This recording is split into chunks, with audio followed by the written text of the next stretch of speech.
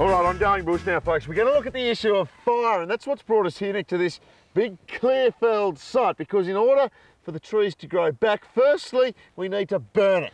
Indeed, Andrew, but that burning does create some problems, particularly in the production of smoke, which is a bit of a contentious issue. Now, in order to mitigate some of the effects of that smoke, there is a whole lot of work that's being done to make burning better. Burning is essential in the regeneration of eucalypt forests. It not only removes the ground debris, but creates an ash bed which nourishes the young trees as they grow. The trick is to burn just the harvested site and prevent the fire from spreading to surrounding forests. Before any regen burns are lit, a whole range of parameters need to be assessed. The majority one is the weather, so we make sure that the fuels on the coop are drier than what's in the bush, and that way that it shouldn't escape into the bush, as well as your fire break around it, so there's nothing to carry the fuels into the bush.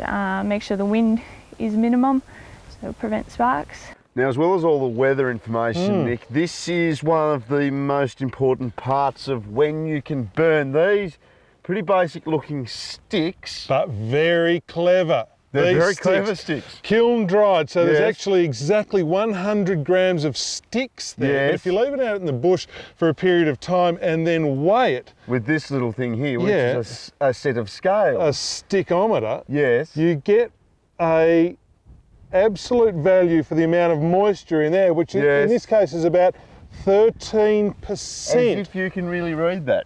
You're lying. But anyway, the major thing is it has to be drier inside the coop that you're going to burn than the surrounding forest. Wetter in the forest doesn't burn. Drier in the coop. Burns like anything. 13%. How do you get 13% Look from at that? it. Once the data is collected out in the field, it's relayed back to the fire control room, who have the final say as to whether the burn can proceed. Linda to Derwent Control. Yes, receiving Linda. I've got the 3 p.m. weather readings for Plenty 9B. Thank you very much. We'll get back to you shortly. Now, once the data from the field is all collected, it comes into here, into the Derwent room, the fire control room, where all aspects from lighting the fire to then controlling the blaze are handled. Now, Nick, one of the things about fire, and you'd know this, is that, well, it creates smoke. It does, Andrew, and that can be a problem. People, generally speaking, don't like smoke, particularly in their washing. So one of the real advancements that's happened in the past few years is the advent of smoke modelling. Now, this is developed by the Bureau down here in Tasmania, and it gives the foresters some idea of where the smoke will go if they light a particular coop on a particular day. You can see where it's going to go. It keeps it out of the washing. So this is the board that we use to determine what areas might be impacted by the smoke.